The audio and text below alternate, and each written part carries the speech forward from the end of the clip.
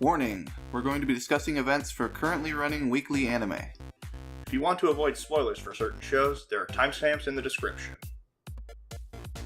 Welcome back to the Timesink Anime Podcast, where we have unanimously decided that Yotsuba is the best girl. Unanimously? Yeah. No. We had a meeting about this, don't you remember? No, I don't. No, we definitely did. No, we did. Cut the tape! Start over! Alright. Welcome back to the Timesink Anime Podcast. I am Rex. And I'm Jay. How's it going, everybody?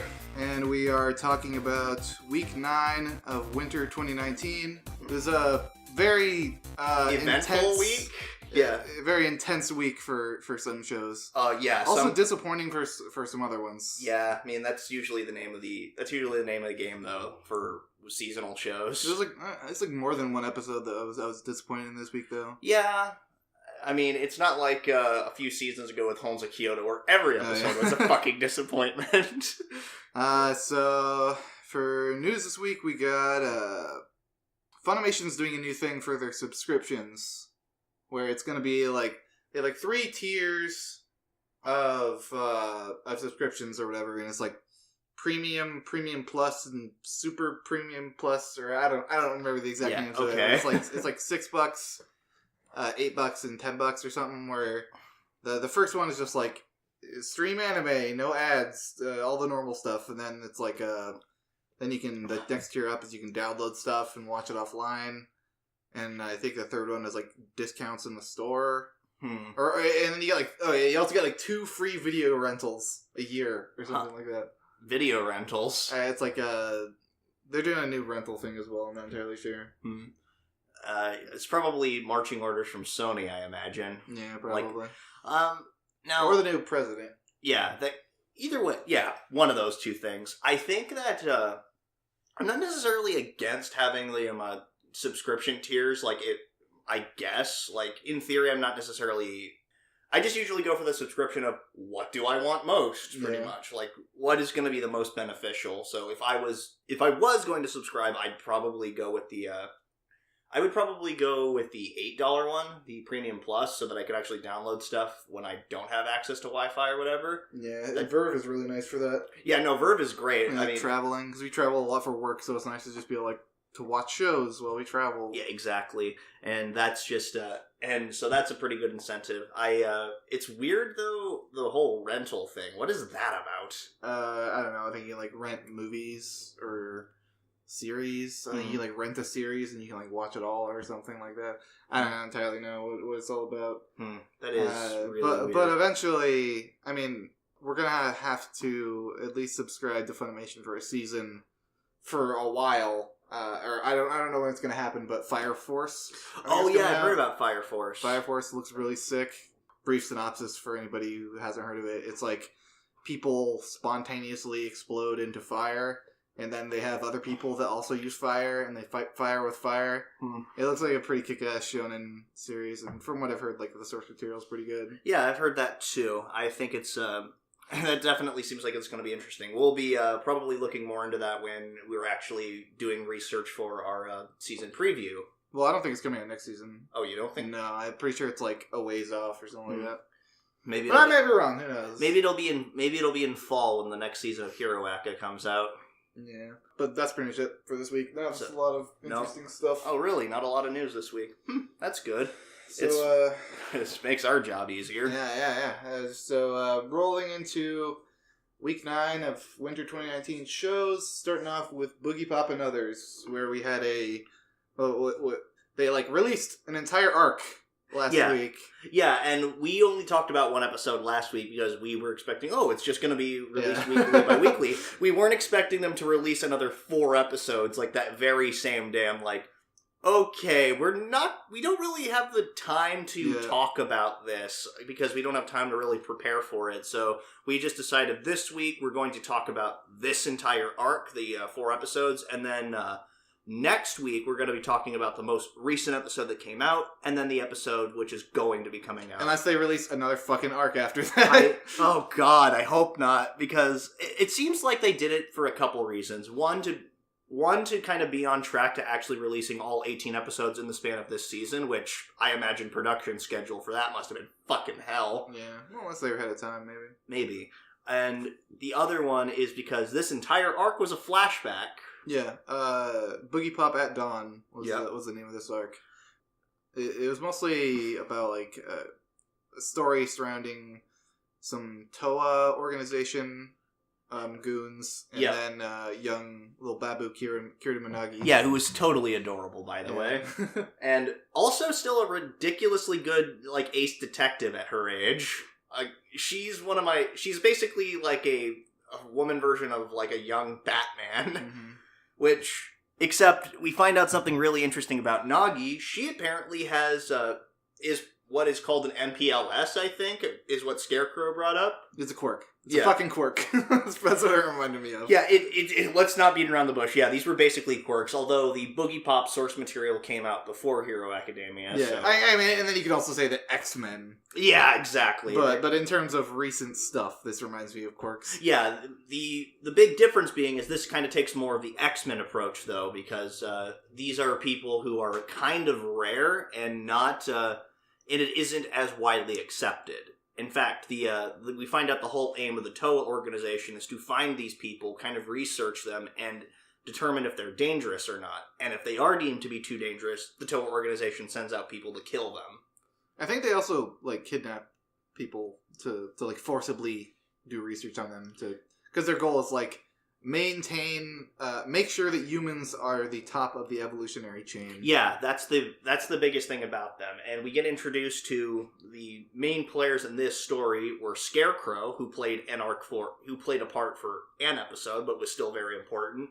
Pigeon, who plays an important part later. And then Mo Murder. I couldn't make this up even if I wanted to. I don't understand why the TOA organization deems it a necessity to name their freaking goons so weird things. They're all synthetic humans. He kills people. What do we name him? Mo Murder. I want to murder Mo people. But anywho, then the last one is someone who I don't entirely know if they are a synthetic human, Thiragul, aka Dr. Kasugi. So she wasn't part of the TOA organization. Yeah, she wasn't, and I don't even think she was a synthetic human, but she just found the evolutionary goo that was left behind in Nagi's place. Yep, because the way that Kuroda, that's also known as Scarecrow, and her meet is because she has a terrible illness that the doctors only write off as growing pains. Growing pains, yeah. I'm sure evolution, like, unnatural progression of evolution is really good when it comes to growing pains, but... Yeah, I was really interested in Scarecrow. Because he was this kind of lapdog for the TOA organization, artificial human, kind of like disguised himself as a detective in normal life, which is probably a good excuse to snoop around everywhere. Exactly. But I liked seeing him slowly kind of realize that his humanity was still there when he was thinking about how Kirita Minagi was, like, in constant pain, and then these people were his organization was gonna hunt her down. Yeah, eventually.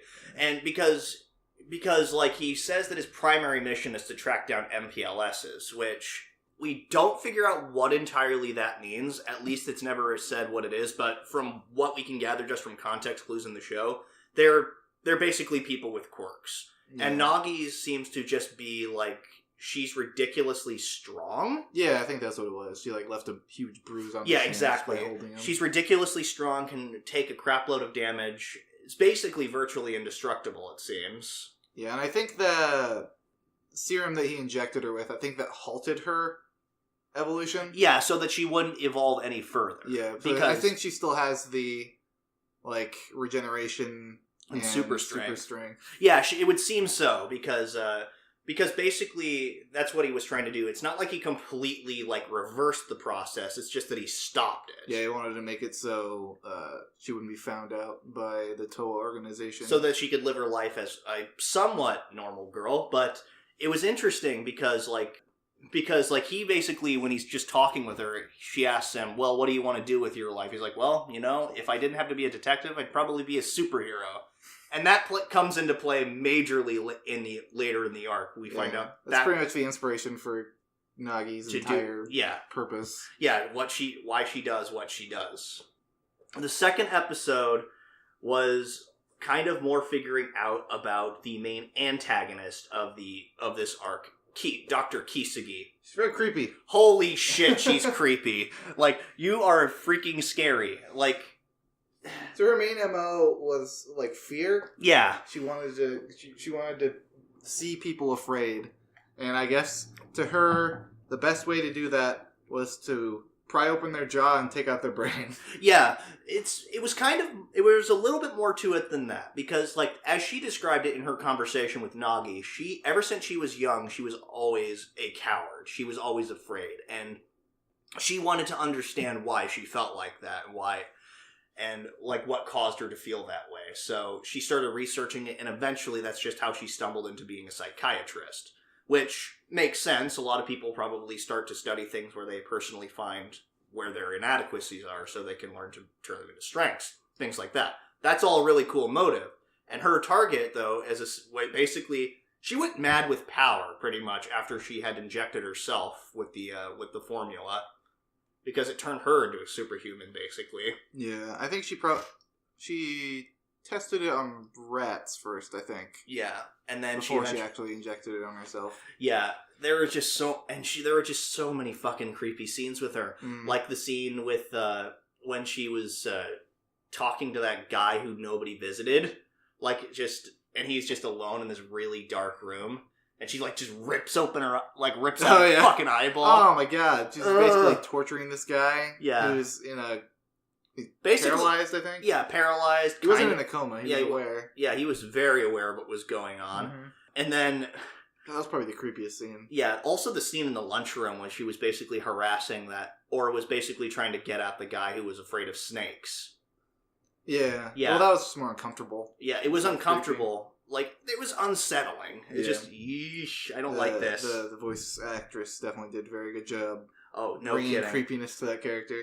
Yeah, exactly. The cool thing about Dr. Kisugi is just the idea that she's a psychiatrist, so she knows what makes people afraid. That makes her a very intimidating villain, because it's sort of like Hannibal Lecter in that case, because he's also a psychiatrist, and it's actually, I wonder if the two of them are if Hannibal kind of inspired this character, because, they're both psychiatrists, and they're both kind of cannibalistic. It's the brain thing.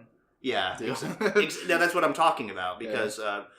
Because Kisugi's whole thing is she wanted to kill, people she deemed to be emotionally strong and unafraid. Because she wanted them to basically experience true fear. Mm-hmm. And then she wanted to eat their brains so that... Did she eat their brains? I'm pretty sure their brains were sucked out. I don't remember. And she kept saying, I'm pretty sure you'd be delicious to taste. Maybe. So, yeah. I'm pretty sure she was eating their brains. Yeah, I don't think they ever, explicitly said that, but yeah, I could see that. I mean, yeah, it's...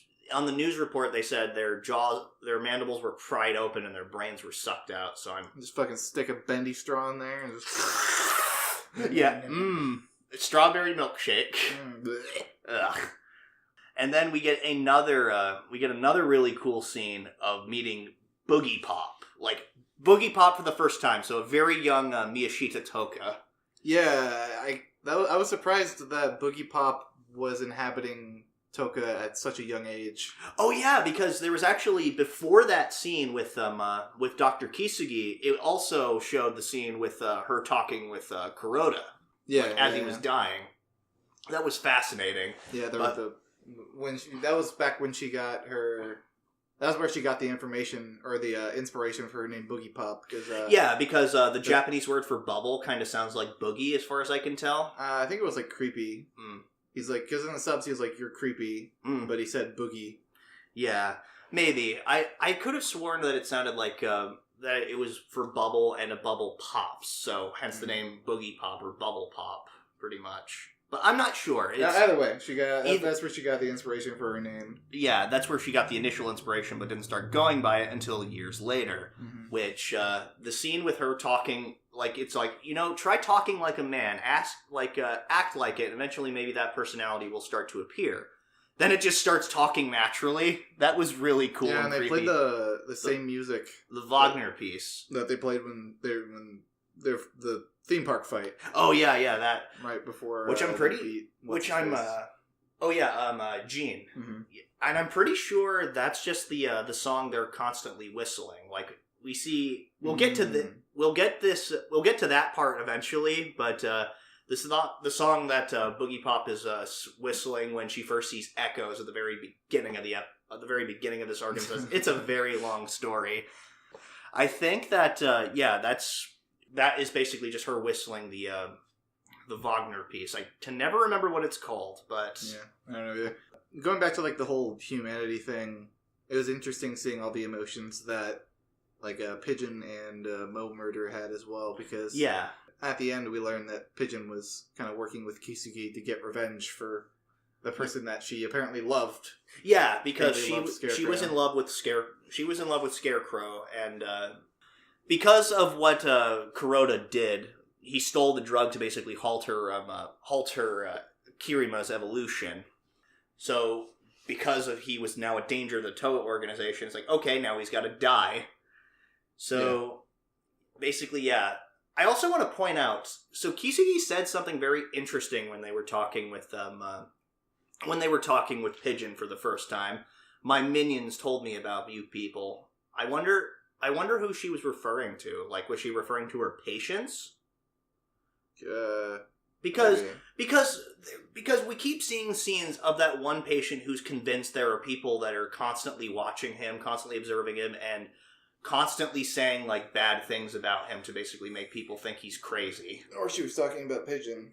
Well, apparently Pigeon was one of her minions as well. No, but this is before they started working together. Okay. She kind of revealed that she knew about the Toa organization existing because her minions told me about Oh it. yeah, maybe that one guy wasn't crazy after all. Yeah, no, he was. I'm pretty sure he wasn't, but it does make me wonder why he knew about this. Like, or if it was just kind of maybe he's another MPLS that we don't know about. Maybe, yeah. Like, we didn't really see his face. We only saw like the lower half of his face at any time that they were talking together. It's because I don't think he was a particularly important character. It was just what he said was important. Yeah, exactly. The whole writhing in fear comment that he made, like, and how she just stopped tapping her finger when he did that. It's like, go on, because that's ultimately what Kisugi wants is to freaking make the world writhe in fear, which terrifying. So Mo Murder, it was interesting seeing his getting close to Kyoto Minagi, because he originally, he killed her dad. Yeah, he killed her dad because a little bit about Seichi. It seems that he was also another MPLS. It seems. I don't think he had any superpowers. It seemed that all these other MPLSs were kind of drawn to his work and eventually decided to start using their gifts because of the things he'd written.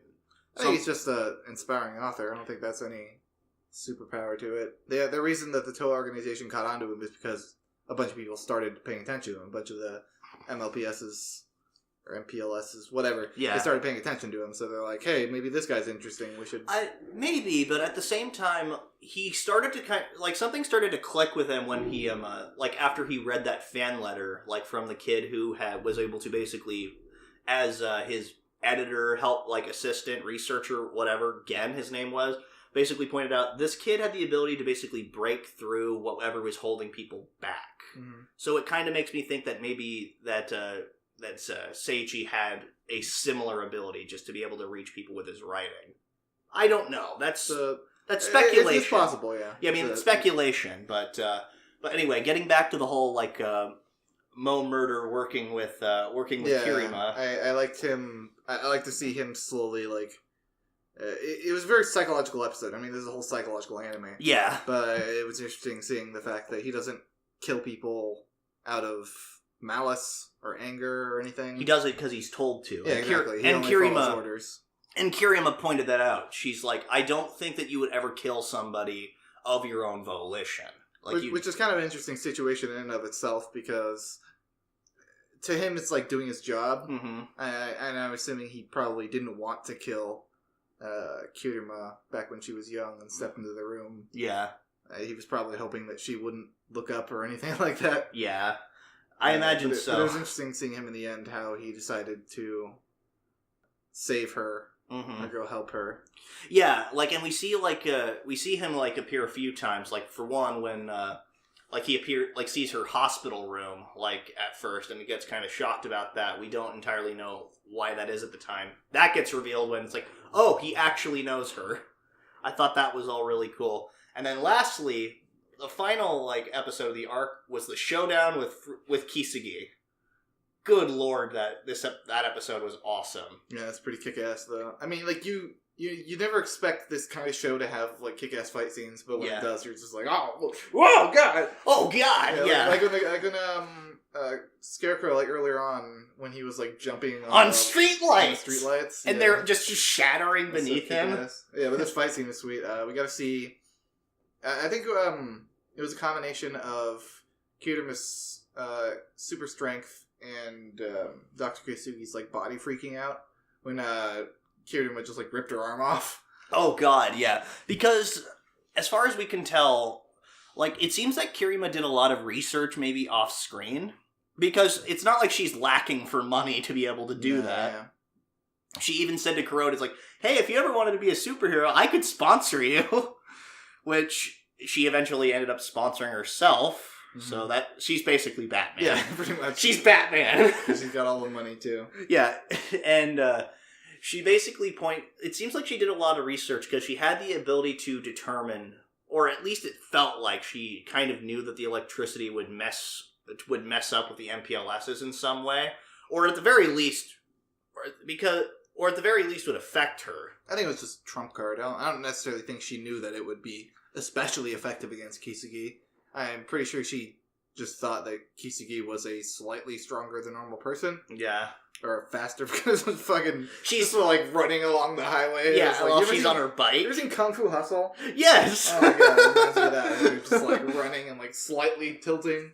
Yeah, that movie was fucking ridiculous, but yeah, like, I mean, I'm pretty sure she's just like, well, electricity hurts living things. Yeah. Let's just do that. Unless you've got an insulated suit, apparently. Because she was standing in a freaking river, decided to pull up... pond. Or pond, yeah. And that was... I want to point out, that shock stick must have had a lot of electrical power to shock an entire pond worth of water. Yeah, no kidding. I thought it was hilarious, though, too. How it's just like, I wouldn't have been able to... I was worried I'd come this far, I wouldn't be able to do this! And then just jam the freaking electric stick into the water. Yeah, I was a little confused at first when she didn't get electrocuted until she brought up the whole insulated suit thing. Yeah. It's necessary for a superhero to have one of these. Yeah, which I'm pretty sure it was bright pink, which I'm pretty sure she eventually caught on. Maybe this should be a less conspicuous color. Like, because when she's in high school, her outfit is black, which makes a little bit more sense, but... It's not a phase. It's not a phase, Mom! Oh, wait, my mom is away. Is she? Her mom is divorced her dad and is marrying some other guy. Because right. There was that whole little scene when she was teasing him about it. Yeah, forgot about that. And then Boogiepop's event is the one who finally kills Kisugi.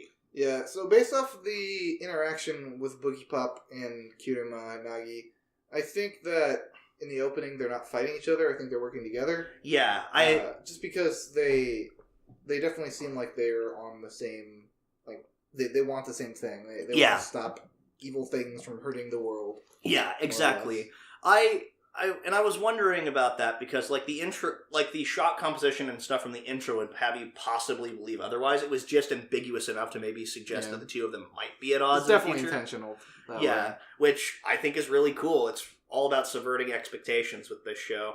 And then the final thing that I wanted to bring up in this episode is seeing Kisugi like just freaking out, like her actually being legitimately fucking terrified. Is this fear? Yeah. Just running, like her leg falls off. I don't know. It doesn't fall off. It got cut off. Yeah, because by Boogiepop. Because tripwire. Yeah. And then it's like she cut off like her other arm and then one of her legs. And then and it's just like come at me, I'm ready, whatever. It's like, okay, fine. Just pop. Just popped off her head. But then we finally get back to it's like, oh, we're in this disappearing, distorted world. This, I didn't really understand at all. Yeah, I didn't either. And it was like, okay, now Boogiepop is at the place where Echo sent all of his data, I'm assuming. I don't... Because, like, Echo was, like, looked up to the sky and he felt like a laser up when he died. Or maybe not died, maybe just sent his consciousness somewhere else. Yeah, and now Boogiepop's talking about wanting to get back to their world somehow. Yeah, like, when did this happen? Like, I'm assuming that is something that is going to be covered in the next couple episodes. Probably, because that's what the show does. Yeah, the show does like to take things out of sequence, but at the same time, I'm like, what the fuck is going on here? You're on the moon or something. Yeah, or like in Watchmen with Dr. Manhattan when he goes to Mars. I have never seen Watchmen. Have you ever read the comic? I have never read the comic. Oh, well, it's kind of like Dr. Manhattan eventually goes to Mars because he's tired of dealing with people. So, anyway, next up is Dororo. We get a episode that was good. Could have done with a little less narration, though. What do you mean? Because, okay, the whole big thing was Hyakimaru was fighting against a monster for the first time that he cannot see. Yeah, I know what you're talking about. Yeah, and then, and I liked how they were showing him sort of, off-screen, just kind of throwing rocks. Yeah, I thought he was pouting at first. They made a point it looked like he was pouting, because he looked upset, and he was just throwing rocks at smaller rocks at a bigger rock all day, trying to...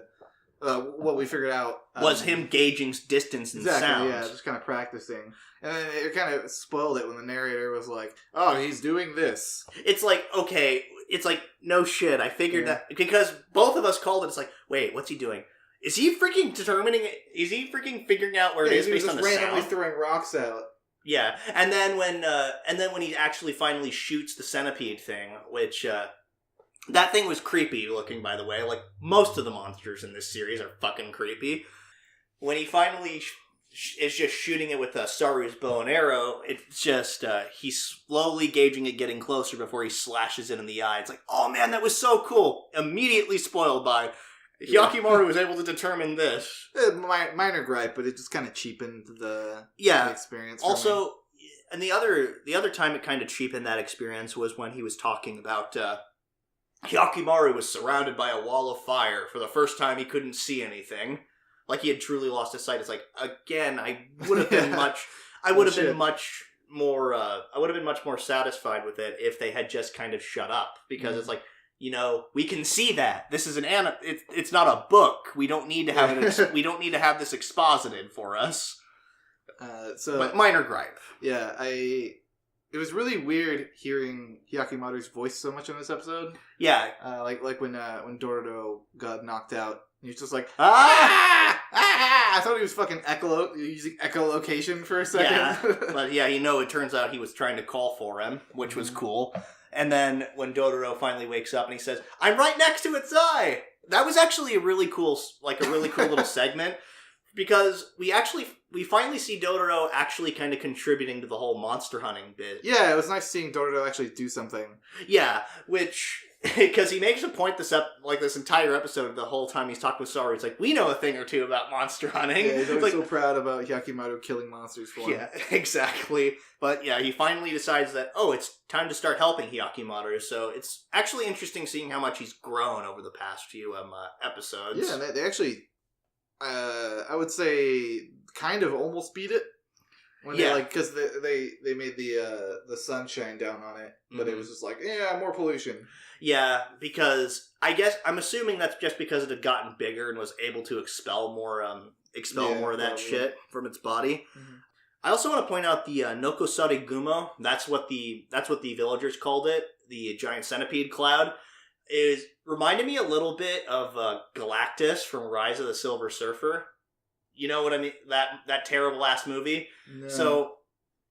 So in Fantastic Four and most Marvel comics, you know about Galactus, right? No. Galactus Devourer. Okay, Galactus Devourer of Worlds. In Rise of the Silver Surfer, rather than it being some big ass monster creature, they just turned it into a giant space cloud that ate up planets. Gotcha. Okay. So anyway. That terrible movie aside, This whole episode was just really cool to watch because we see another like young boy character actually. Saru. Yeah, Saru. And he definitely looked like a monkey. Yeah, he did look like a monkey. Like the monkey ears, the monkey lip. Yeah, exactly. Like the face fuzz. Yeah, exactly. He looked like a monkey. And even his older sister, not really his older sister, had pointed out that he looks like a monkey.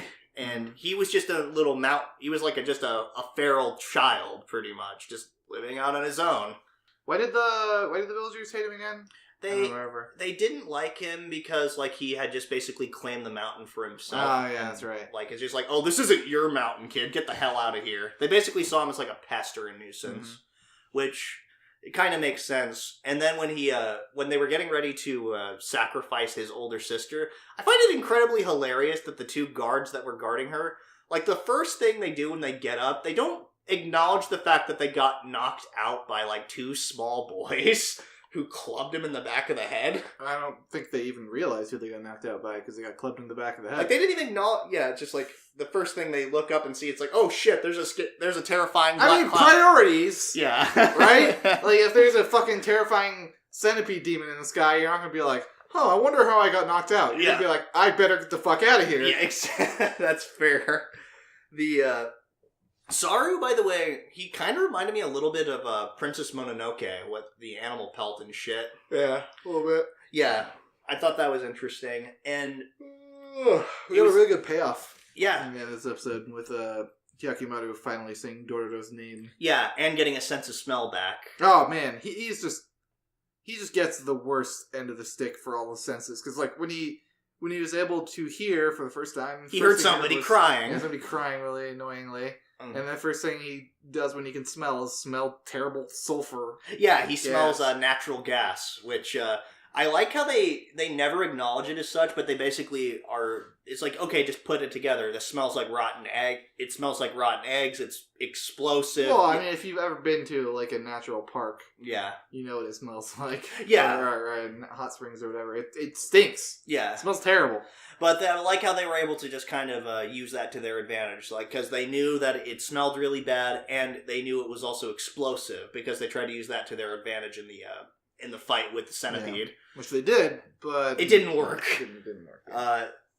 And the last thing about this that I really liked was how Saru tries to make a big deal about like I don't have time to cry, like I have to avenge my big sister. But then when Hyakimaru goes to check on them because he hears somebody crying, and then he goes to check on them, and you hear Saru crying in his sleep, and then it pans over to Dororo, who's also crying. He doesn't say like a name or anything, but it's pretty clear that he's crying about his parents. Yeah, it's just a nice little moment. He's had nightmares about that multiple times so far. Yeah, at least implied nightmares. Mm-hmm.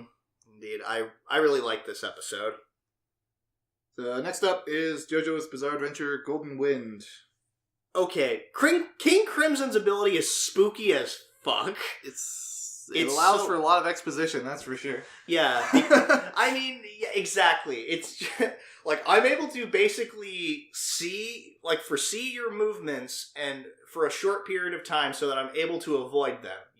And then during this time, you're not able to realize that certain things have happened, pretty much, is what it feels like. It's very weird. Yeah, so when he had Bucciarati punch himself, did he, like, stop, or whatever he does to time, did he, like, move Bucciarati in the way of his own attack? You mean the same way that Dio yeah. I don't know. I don't understand exactly how he made Bucciarati punch himself. I don't either. Maybe that was supposed to be like Bucciarati. Maybe that was just supposed to be Bucciarati's clue that something was off. So King Crimson's ability, what it does is it allows the boss to perceive time a few seconds ahead of time. At least 5 to 10, as far as we can tell. And he can act in that time, and then he can skip it. He can, like, skip a few seconds, and then and even if you do something in those seconds, you don't perceive what you did. Yeah, it's like your brain fast forwards to what happened, like 5 to 10 seconds later.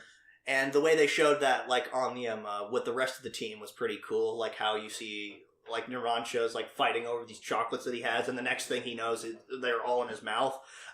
he saw like Giorno saw cat's paws walking like cat paw prints along his leg, and he looked and saw a bunch of cats eating a dead fish. Yeah, interesting note about that is that if you go back to the previous episode, near the end when Bucciarati first encounters the boss, you can count the number of times that there's time skips being used, and then there's that exact amount in the beginning of this episode.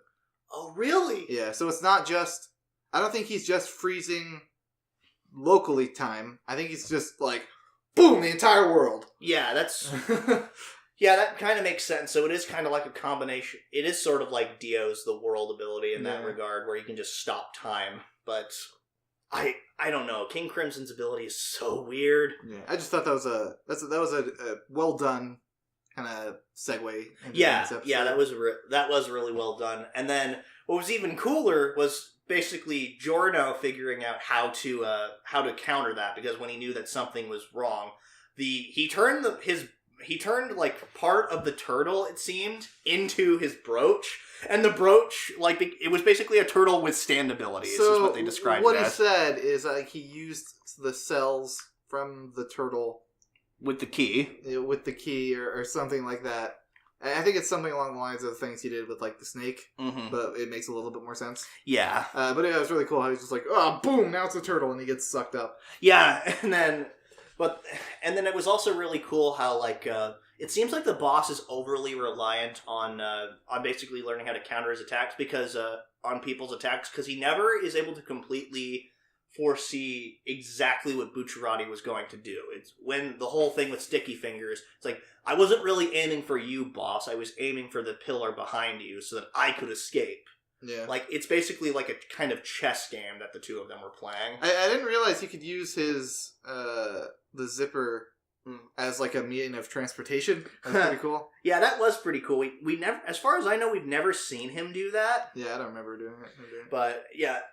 And then the biggest part of this episode, though, like the majority of this episode was Bucciarati versus King Crimson, which Bucciarati is sort of dead. He quote unquote died. The white mist left his body, which is usually a sign that somebody fucking dies in this series. And then his ghost appeared, which has happened before in Jojo. But I guess he's not dead.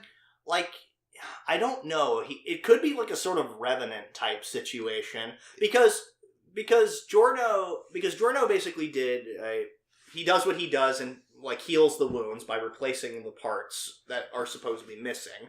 Which, okay, fine, we've seen him do that before. But the weird thing that strikes him is like, did I miss a wound? It's like, I couldn't have. I'm sure I got everything. But then we see like him get impaled in the hand with a small rock. Ugh.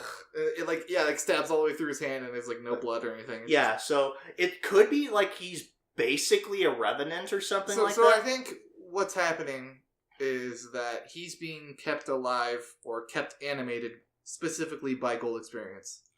Oh. I think his Giorno's ability is only kind of keeping Bucciarati alive, and then he wants. I don't know. I don't think it's going to be permanent. I think eventually Bucciarati is actually going to kick the bucket. Forever going to die. Yeah. We know he is only. At least we kind of know he's only partially alive. A, because of the whole no blood thing, and then B, because his stand isn't doing its job very well. Because Trish's hand is still attached, but it's also bleeding. So it's not attached super well. Yeah. So he's certainly in a very weakened state. Yeah. Which, the other big half of this episode was Bucciarati trying to convince everyone in the team to go along with him. Oh, yeah. Which, that was super cool. What he said was, I'm not ordering you to come with me. I'm not even asking you to come with me. This decision is all up to you. Which, it's really interesting how Abbacchio is the first person to actually, go along with him. I wasn't expecting that. Like, Mista's was, like, his reasoning was just, I just feel like the most at ease when I'm, like, with you, pretty much, was Abbacchio's reasoning. Mista's reasoning was also really cool. The whole, Bucciarati's smart. I'm pretty sure he wouldn't start a fight he wasn't sure he couldn't win. Yep. And the last one was Narancia ultimately deciding, like, I can sympathize with Trish's plight. Yeah, because like, he went through, like, pretty much the exact same thing. like, Narancia was betrayed by the people that were supposed to be looking out for him the most, and Trish literally just had her father try to kill her. So Fugo is the one person that isn't going with them right now, but I'm sure he's going to show up later. Yeah, he's going to save the day, because I've seen this show before and I know how it works. Yeah, exactly. This is pretty much exactly how JoJo's works. It's always, we're gonna make a big deal about how Fugo is not going to join the group. It's like, how can I join? These people are idiots. They're suicidal. Ah, crap. I guess I'm gonna have to. Or they're just gonna randomly be like, well, Fugo decided to work for the boss now. And then he just kills somebody. That'd be weird. The last thing is basically the boss's elite guard are now looking for Bucciarati and Giorno. They don't know about the other three that have went along with them, but they know that those two specifically are traitors. Yeah, Bucciarati and Giorno have a hit put out on them, essentially, from the entire... I'm assuming the entire mob. Yeah. The entire mafia. And in Venice, specifically, that's where they say the boss's elite guards are probably hiding. Mm-hmm. Which, I want to point out, there's still one member of the Hitman team that we don't know about. Is he actually been working with the boss this whole time? I doubt it. Me too. His team's whole goal was to get back at the boss. Yeah. For killing... I don't know. Their old friends. And maybe Risotto is going to think, well, maybe if I can gain the boss's trust now by killing those two, I can probably get back at him later or something. Because what else has he got? His entire team is dead at this point, so who really knows?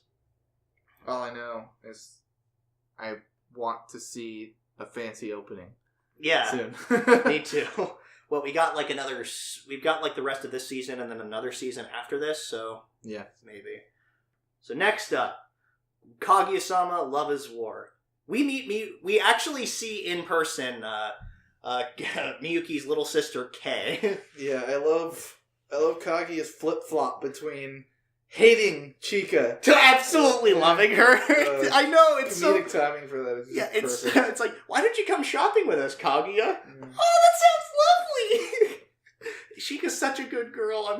It's like I could never be her enemy. Everyone's been memeing the sword stance or whatever. Yeah. Hello, way of the sword. Hello, way of the sword back at you, because those two are very close. Yeah, just because they just had to keep shoving it in our faces. Look how close they are. Look how much friends they are. It's just like Chikane. Yeah, exactly. Oh my god. Yeah. And I like how Kaguya's entire thing is just wanting to get a good relationship with Kei so that she can get a good relationship with the rest of Miyuki's family. And she had, like, her extended fantasies about this. Just, how far could this go? Yeah. And it's just how that's completely subverted by the fact that Kei is incredibly nervous around her. I think she had a crush on her. I think that's what it is. Yeah, I'm pretty sure that's what it is too. So the other big thing, or another really funny thing actually, was when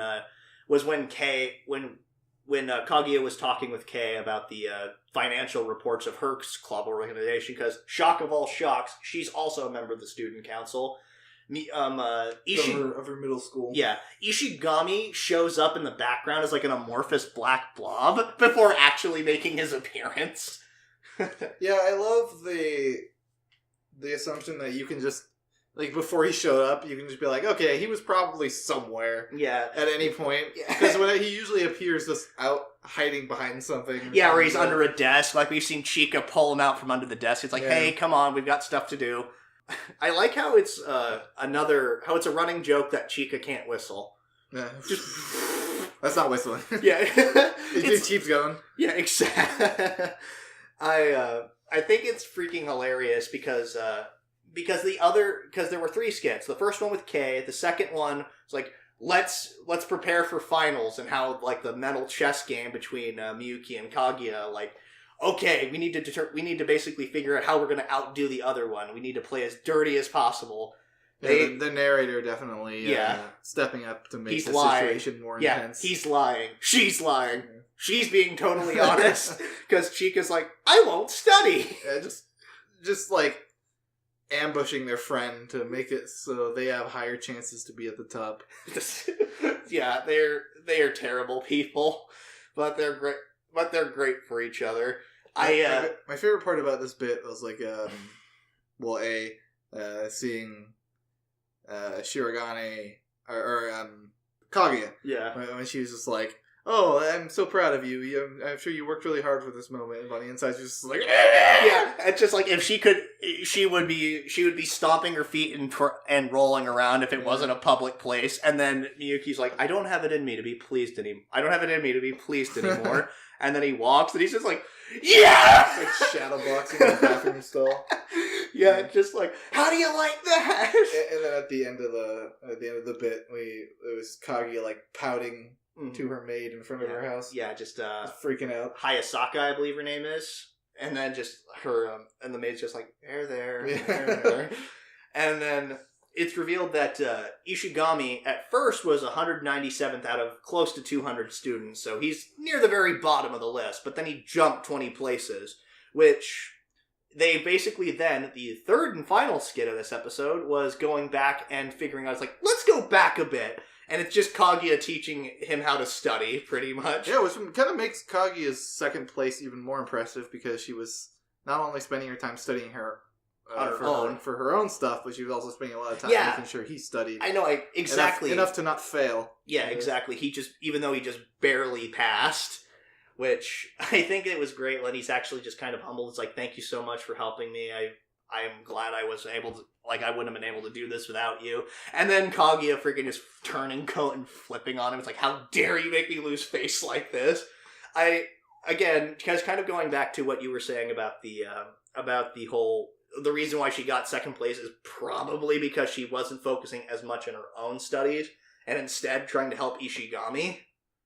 I think it's kind of hilarious. Like, basically, it's almost like, how could you let me, like, all my hard work is literally going to nothing here, pretty much. Like, it's like, how could I have possibly, like, wasted my time with this? Yeah, it's a surprisingly wholesome little moment of the episode, too, where Miyuki was like, "Oh yeah, that's just how she is." She may seem tough, but she still helps the people around her. And it was a wholesome moment between Ishigami and Kaguya, two people who have been determined who basically hate each other at this point. But wholesome moment with them in the library where these girls are bad-mouthing Ishigami, and then her basically saying, "I don't judge people based on what other people say. I judge them based on their own merits." Which she points out, Ishigami is smart. He's just incredibly lazy. Well, he's like, the student counselor was like, "Oh yeah, you're going to need to study hard." And he's like, "Yes, I will study hard." He's lying. He went to go, what nerve of him to buy a video game right before finals week. Yeah. And I'm going to be taking away your blip-bloppy devices and phone. It was just a Vita. Yeah, it was a Vita. It was a Vita and his cell phone, which is hilarious, but Chika managed to be, like, middle of the class as per usual, because she's a good student, but she had no reason to doubt the fact that Kaguya and Miyuki were basically... Why would I doubt my friends? My most trusted friends. Yeah, why would I be doubting them? And Ishigami keeps pointing out how he's a problem child in middle school who never showed up. It makes me wonder, because he keeps referring to something like he messed up back in middle school. Like, when they showed the picture of him, though, back in middle school, he looked like a relatively polished kid. So it makes me wonder if that was something before the big mess up, where he is the way he is now, or something. I thought he looked kind of like a delinquent. Kinda, but his hair was all like messy and... Kinda, but he didn't look like it. He didn't look like totally emo like he did now. He probably just like slacked off a lot or something, or maybe he got in a bunch of fights. Maybe or something. Well, if he got in a lot of fights, why would he be so afraid of Kaguya? I don't know. I wonder if that's something that's going to be addressed later, because I'm actually kind of curious. Ishigami has been a delightful addition to the cast, and I'm very interested in finding out more about him. And then I hope we also find out more about Chika's other siblings, because it turns out she's got two other siblings. A younger sister who's like best friends with Kei, and then an older sister who we haven't seen yet, but seems to be just as cheery as as her other two siblings. The next up is the Magnificent KOTOBUKI, This was a Kate-centric episode. Yeah, it was. She seems very like.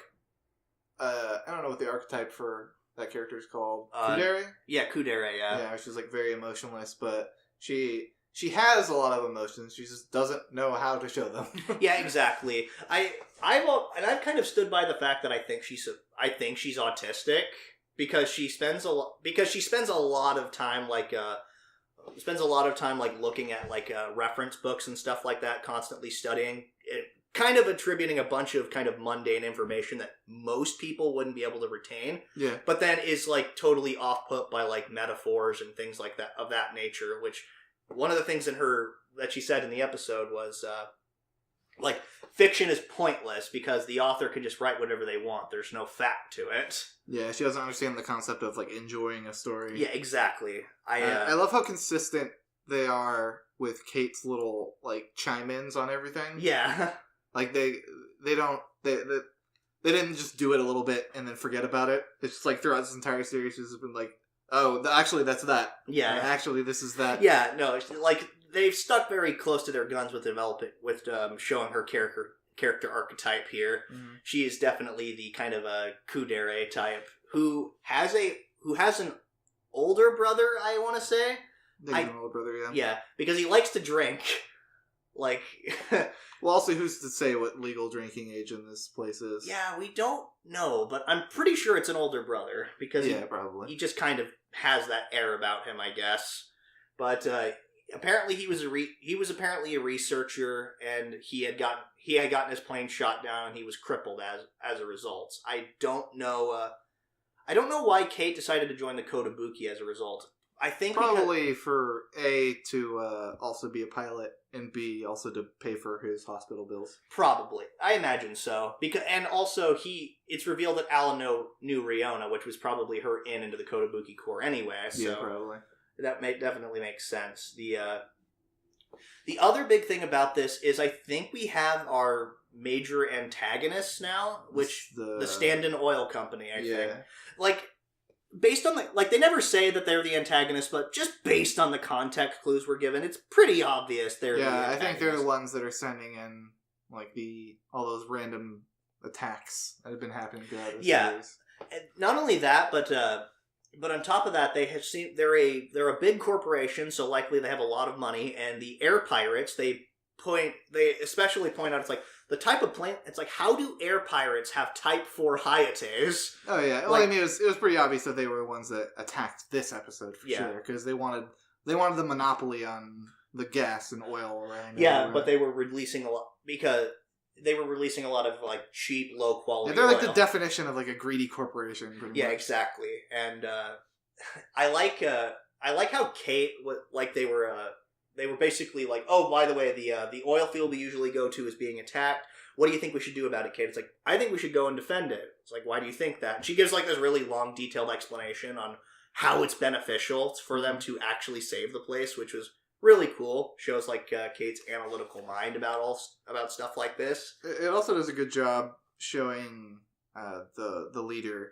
I forget what her name is. Madam or Riona? The madam. Yeah. Yeah, how she's not just like, go do this. She's willing to like listen to all of her different work teammates. Yeah, of course she's willing to do that for the right price, like only the right price, because she's like, okay, we're not just going to. There's profits in it. Yeah, it's like we're not just going to we don't want just reduced prices or like a bunch of oil given to us. We want reduced prices on the oil that you do sell us for life, pretty much. Yeah, and a year's supply of gasoline. Exactly. So that's a lot of gasoline. Yeah, that is a lot of gas. It seems like every episode recently we're getting somebody shot down. Like, one of the Kotobuki girls' planes are out of commission. Because last episode it was Kilie, whose plane was shot down, which is why she had to be piloting the bomber this episode. Which, by the way, is it really possible to put out a bunch of fires with a fucking explosive? Yes. It is? That really? That is a real life thing that people do sometimes. Huh. It's usually like, it's usually used in like controlled burns where they will set dynamite around a fire or along where a fire's going, and they'll make a big explosion so it'll like stop the fire. Otherwise, yeah, sometimes they'll drop It's been done in the past. Yeah. Okay.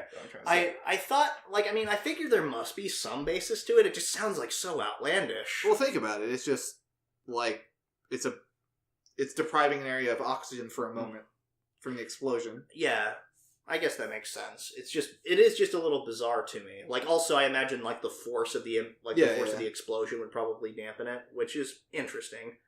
I want to point out that the old guy who ran this oil field that they constantly go to, it's like, the winds of fortune are truly smiling on me today. I like the winds of a big ass explosion. Like, I love that guy. Yeah, he was cool. Like, he was just kind of an old grouch sort of, but it wasn't particularly grouchy. Like, he wasn't like old Sab. He was a bit of a grump, but also very jovial. It was an interesting clash. And then Kate reads her first fiction story. And it's kind of a nice little moment between Chica and Kate. Yeah.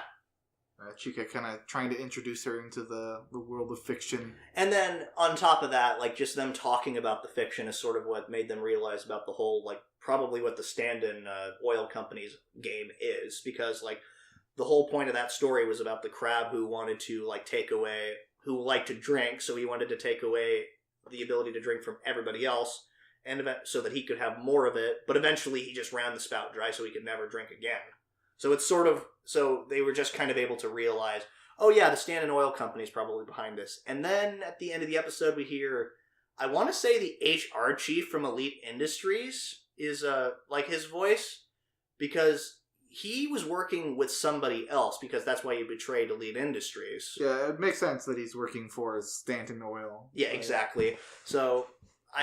So yeah, it's almost guaranteed at this point that the Stand-in Oil Company is are like the major antagonist of this series. Yeah, because we don't have that many episodes left. They're probably going to be the big finale.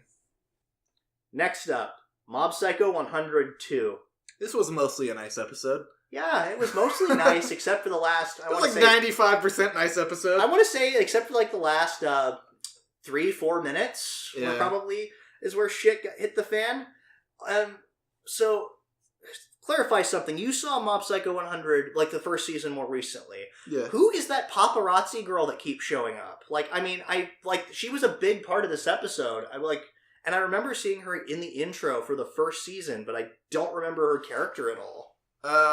She was the one who was like, investigating Mob, when he, like, went to Dimple originally. Oh, yeah. Okay. When Dimple was leading the Church of People before they became the Psycho Helmet religion. Okay. She's just one of Mob's like schoolmates. Okay, so she's just like basically just a snoop. Yeah, pretty much. Okay, alright. I was just like, I knew that she was kind of important because now she wanted to because now her big deal this episode was trying to get the Psycho Helmet religion to finally see their leader. Mm-hmm. Her biggest reason is because it sounds like it'd be fun. She tries to convince Mob during the marathon to use his powers, like, so that, and make as big and flashy of a display as possible, to finally realize that, like, by the way, your savior is here, pretty much. Which, strangely enough, she's kind of gonna get her wish, considering what happens at the end of this episode. Oh, yeah. They're definitely gonna see him. Yeah. The meat of this episode was nice to watch, though. Just seeing Mob, like, really double down on training because he wants, what's her face? Tsubomi to see him win the race. And... yeah, like, he wanted to be in the top 10, which is a huge goal for him because before that he finished in the bottom 10 of the race. The top 10 without using his powers. Yeah, and then with his own physical strength, which is really cool of him and a very admirable goal, but given his track record, probably not a completely reasonable one. But...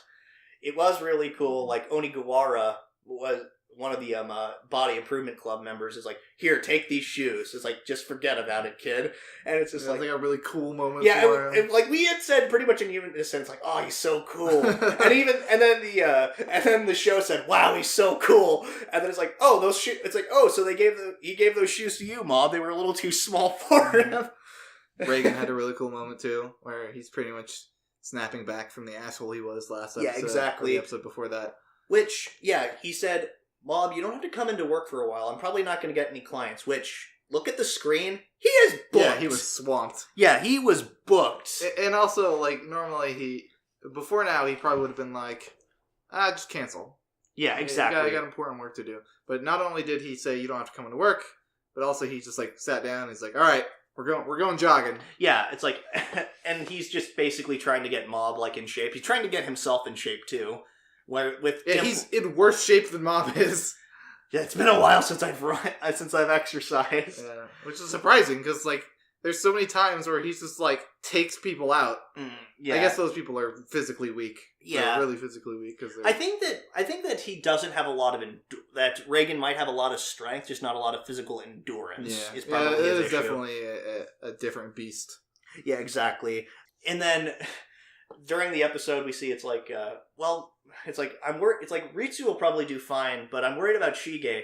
Maybe we should meet him somewhere along the middle of the course rather than the finish. Yeah, which I pointed out is like, well, at least they're supporting him. Like, I mean, it's like, yeah, it's kind of like, well, that's kind of rude, but also it's not. It's totally reasonable, and at the same time, it's like. At the same time, they turned out to be right, because I'm pretty sure he passed out. Yeah, he did. He didn't even finish the entire race. Yeah, which is a shame, but he kind of still went home with his head held high, like either way, because he ran for a long time, way longer than he was expecting to. Mm-hmm. But he tried his best. Yeah, he tried his absolute best, and that was really cool to watch. I'm curious to see, though, like, why Tsubomi hesitated during, like, when she saw him running along the track, and he's like, you can do that, but before she finished saying you can do it, she kind of stopped herself. It makes me wonder, because she saw his picture in Reagan's office, like, and it makes me wonder, did it have something to do with that, or, because... No, it's pretty on character with how she's been interacting with him the entire series. Like, I think she has a crush on him, but she's also kind of nervous. But she doesn't want to show that she's nervous because she's, like, the cool girl in school. Like, she obviously has feelings for him. I don't know if they're entirely romantic. It seems like she wants to support him, but at the same time, like, because remember that episode with the girl that where Mob got his fake girlfriend, pretty much, and then she was like super impressed with how it's just like, that was smooth, Mob. Like, well, so my guess is that there's going to be one of two paths. One, she's going to end up liking him, and she's going to ask him out or whatever. Two, she's an enemy psychic. I don't want her to be an enemy psychic. That would suck. Yeah.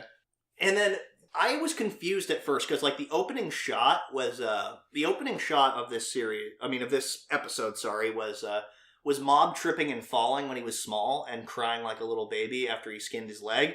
I didn't understand why they started with that at first until I watched it again. I was like, okay, it actually makes a little bit of sense, because he tripped and fell when he was while he was running. Yeah, but he didn't stop and cry. He just kept going. Yeah, he just kept going. I thought that was a really cool way of showing just how much he's grown as a person. That was a big theme of this episode, I think, just how far Mob has come. But then, oh god, Show comes back. I forgot that character too. Like, I don't really... Like, I remember... Like, he was originally working with Claw. I think he was like... He was sent from the group above Claw. Or they might all be Claw. Yeah. He was sent from the higher-ups to go be with this smaller group. Oh, and they're like... And they just kind of told everybody, like, oh, yeah, he's just an underling here for... Okay. It was that one. I thought his hair looked slightly different. That's the same guy. Oh, okay. I like how in that scene, like how everybody's like happy, like the living room is all bright and stuff, and then and the music's all upbeat and stuff, but then the music slowly gets quieter and quieter and quieter as Ritsu's walking down a dark fucking hallway, then opens the door and bam, there he is. Yep. So, my guess is that he didn't actually burn Mob's family. I'm assuming that's either an illusion or like some other people, because that would just... It seems like a complete 180 from the entire tone of this show so far. Like, it's been dark sometimes, but that would be super dark. Exactly. And Mob would never be able to go back to, like, being a normal high school student after this point. If indeed his parents got burned incinerated, to a crisp, and his brother.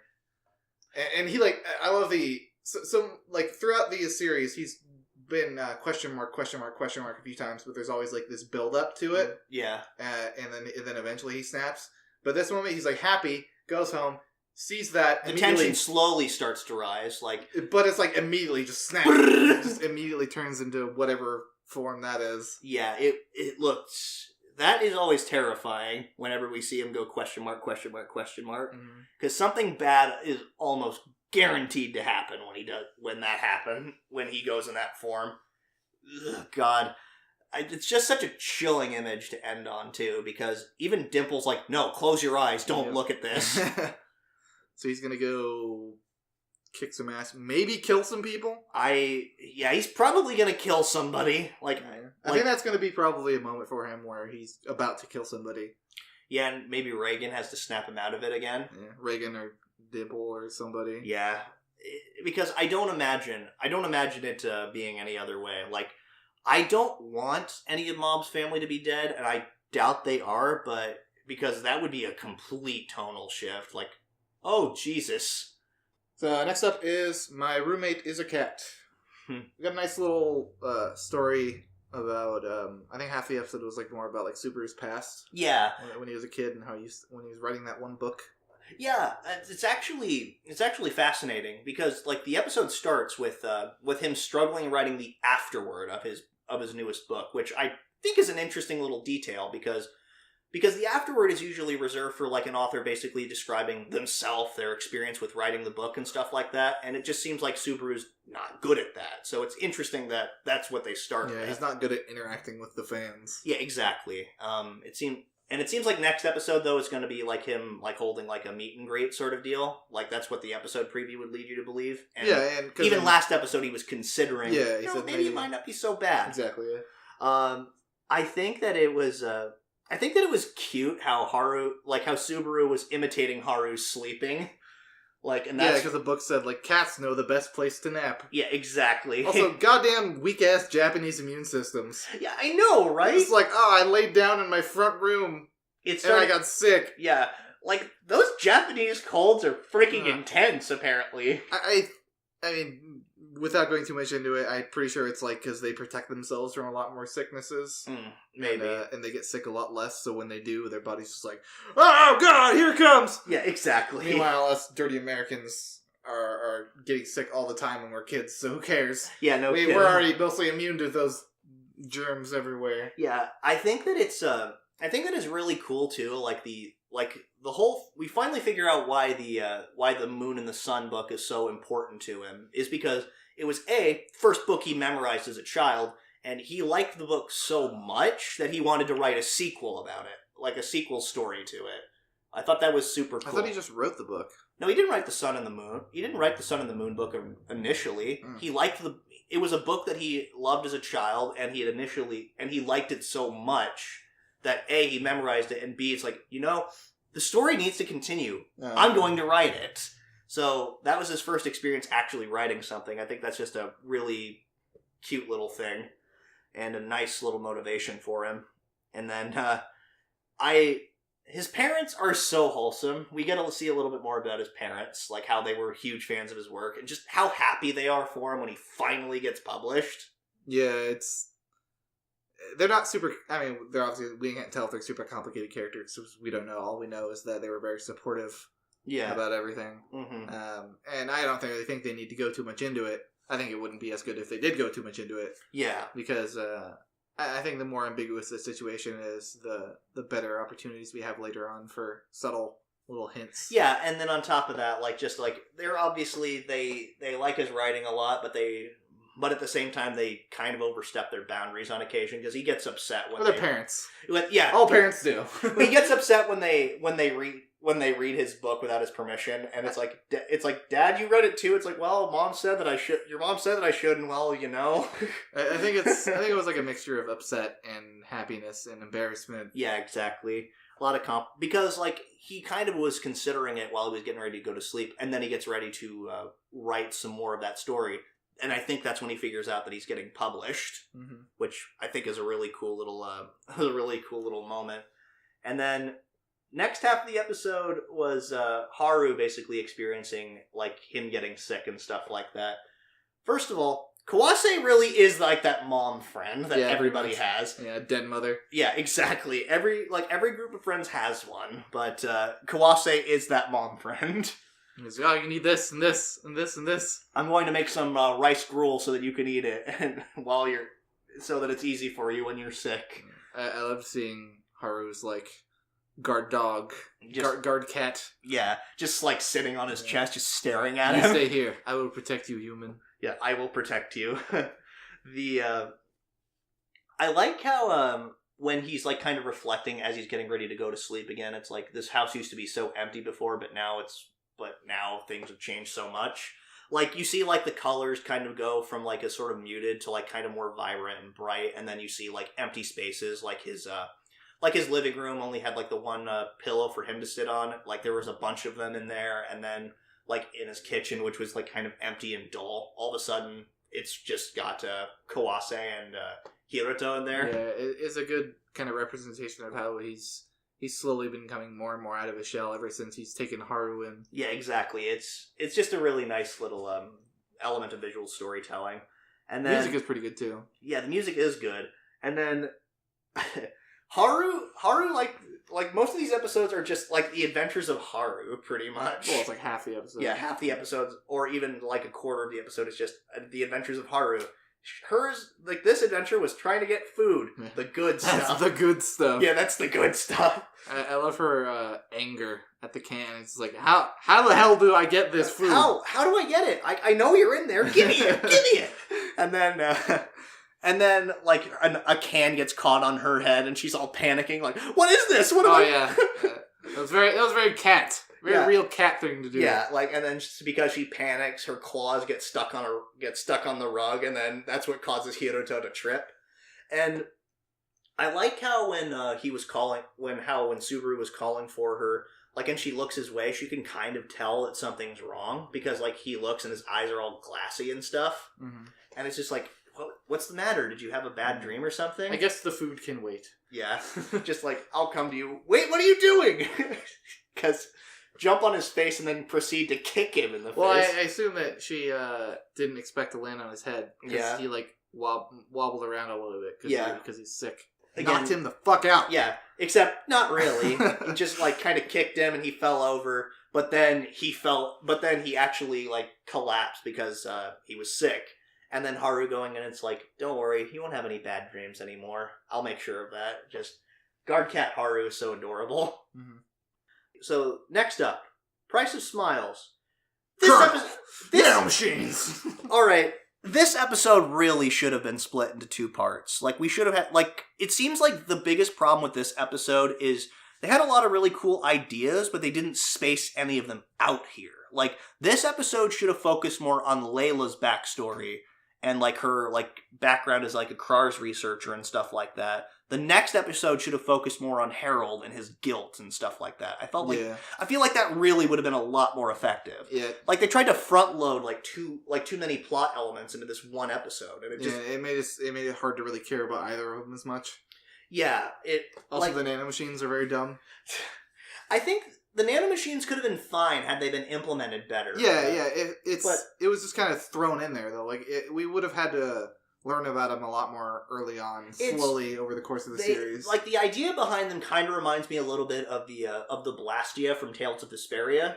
Yeah, just atmospheric stuff. Yeah, it's like, oh, it kind of changes things, and it's like by harnessing this energy, it's able to make make the lives of humans easier. However, that comes at a cost when people overuse that energy. Again, really cool idea, and had they actually kind of explored it a little bit, kind of gradually revealed about the nanomachine's existence, it would have been fine. Like, I would have been, but here I'm just like, what, really? Nanomachines? Maybe had moments where you had really nanomachine dense areas, and the characters were suddenly realizing, oh wow, my robot is working better than it normally does. What's happening? Yeah, it just kind of felt really out of left field. It felt like a MacGuffin. Yeah, exactly. Out of nowhere.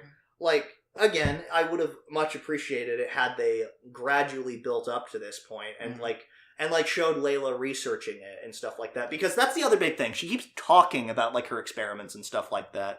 For one thing, 3 months have passed, just in the span of this one episode.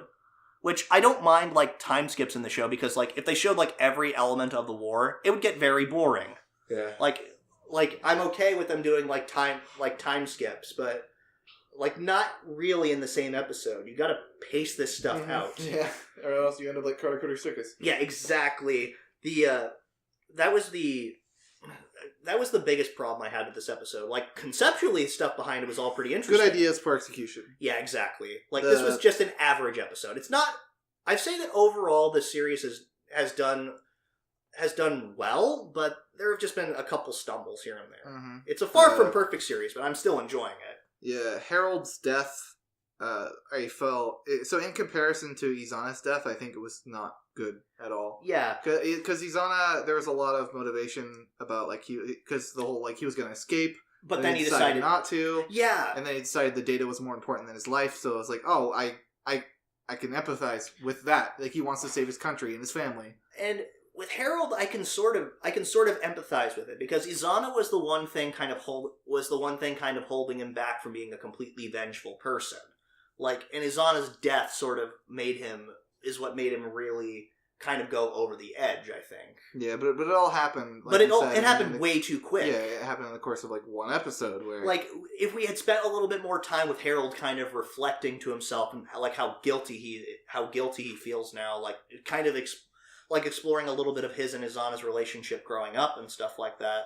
Like when Yuki was still just a little baby, that would have been fine. I would have liked that. I would have liked to see more of this. This could have benefited just by being its own episode. Mm-hmm.